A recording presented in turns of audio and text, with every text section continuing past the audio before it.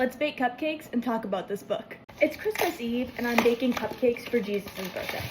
Now, seeing as the Empty Manger also happens on Christmas Eve, it seems only right that we talk about it today. If I can open this.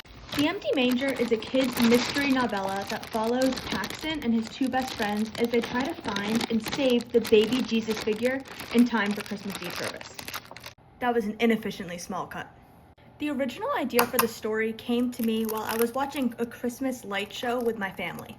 While one of the songs was playing, I thought to myself, wouldn't this be epic if this song was playing while characters were stuck in an attic trying to save an orchestra room from blowing up or some other horrible thing happening? Not at all how the story goes. Well, except for the attic part. That original idea definitely would have been for an older and more mature audience. So what changed? For starters, I gave God full range of the story. I wanted to tell the story he wanted me to tell. So, last Christmas Eve, my characters started introducing themselves. Paxton, of course, was very eager to be involved in the story. And since I was going with Christmas-themed names, Noel came very soon after. Latavo did introduce himself last Christmas Eve, but developing his character was a little harder. You see, from the beginning, I knew there was going to be some research element involved with him. I forgot I need to melt the butter and not just soften it. So with Latabo, I knew there was going to be something I needed to research, and originally I thought he may be deaf. But the more I thought about it, something didn't quite seem right. So as I'm thinking about this, the idea that maybe Latabo isn't originally from the United States came to mind.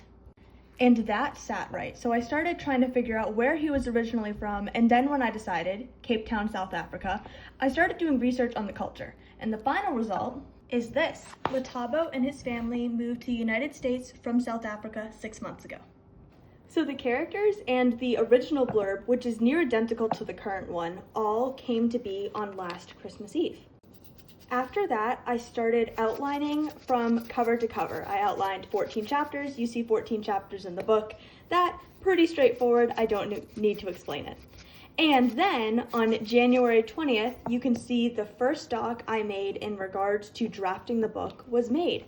So altogether, when The Empty Manger was published on November 14th, the idea was only 11 months old. So it's a very, very new book. I can see these starting to bleed color, so that's my sign to stop mixing.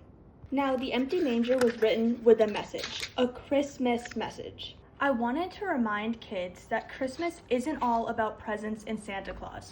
What it's really about is Christ. With The Empty Manger, I want to put Christ back in Christmas. And that is how The Empty Manger and its message originally came to be.